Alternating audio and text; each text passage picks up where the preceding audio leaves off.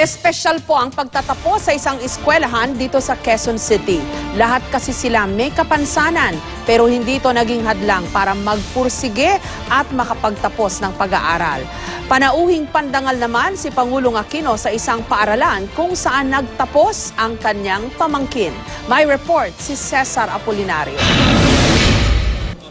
Sino kaya sa inyo ang gagamit ng talento upang tugunan ang mga problema ng ating bansa?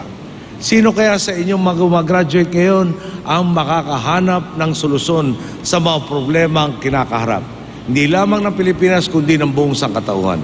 Ito ang hamon ni Pangulong Noynoy Aquino sa mga nagsipagtapos sa Philippine Science High School.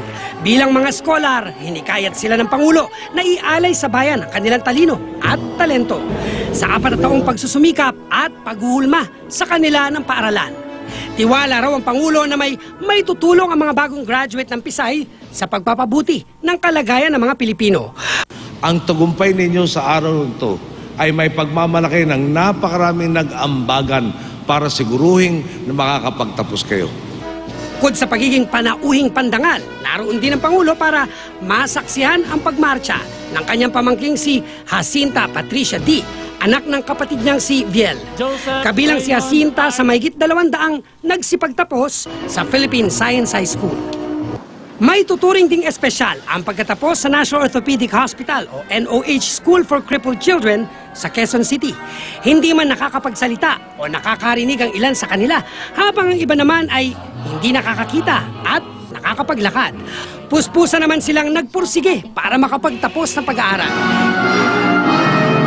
Hindi naging hadlang ang kanilang kalagayan para makapagtapos ng elementary at high school ang mahigit 50 estudyante. Ako po, naturuan po nila akong magmahal. Yun po yung naituro nila sa akin. Naging inspirasyon naman sa lahat ang pagsusumikap ng valedictorian na si Jan na may autism. Tayo ang inasang magpapatuloy ng mga makabayang pamana ni Rizal, Bonifacio, Mabini at Tandang Sora.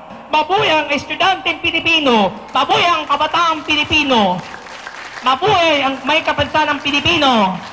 Hindi naman matumbasan ang ngiti ng kanilang mga magulang, gaya ng mag-asawang Jeneline at Manuel Villanueva na parehong may kapansanan. Hindi man sila nakatuntong ng kolehiyo, nabuhay raw ang kanilang pangarap. Sa pagkatapos ng kanilang anak na si Ivy, na sa kabila ng kanyang learning deficiency, napatunayan ni Ivy na ang edukasyon ay para sa lahat. Lalo na yung mga may paakyat-akyat, siya yung nagtutulak sa akin. Bali, siya talaga yung paa ko, tapos ako naman yung mata niya. Sweet naman. Yung pangarap ko sana, medyo mataas. Kasi electronics and communication engineering yung pangarap ko noon. Hindi natupad po. Hindi. Cesar Apolinario, GMA News.